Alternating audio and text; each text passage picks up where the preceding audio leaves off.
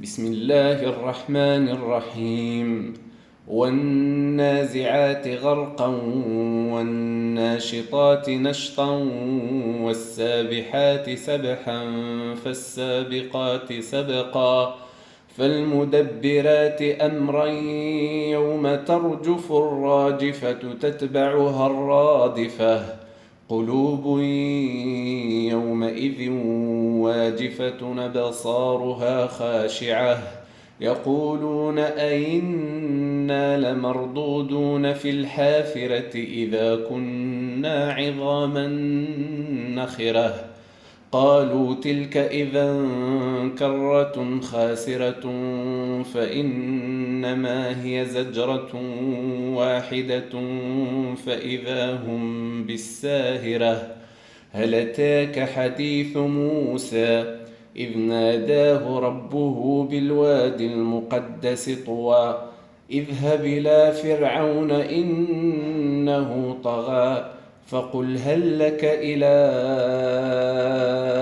أن تزكى وأهديك إلى ربك فتخشى فأراه الآية الكبرى فكذب وعصى ثم أدبر يسعى فحشر فنادى فقال أنا ربكم الأعلى فأخذه الله نكال الآخرة والأولى إن في ذلك لعبرة لمن يخشى أنتم أشد خلقا أم السماء بناها رفع سمكها فسواها وأغطش ليلها وأخرج ضحاها والأرض بعد ذلك دحاها أخرج منها ماءها ومرعاها والجبال أرساها متاعا لكم ولأنعامكم فإذا جاءت الطامة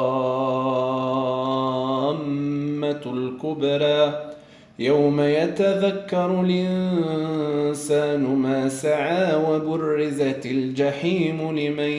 يراه فأما من طغى وآثر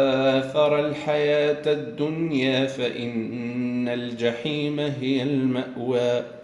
وأما من خاف مقام ربه ونهى النفس عن الهوى فإن الجنة هي المأوى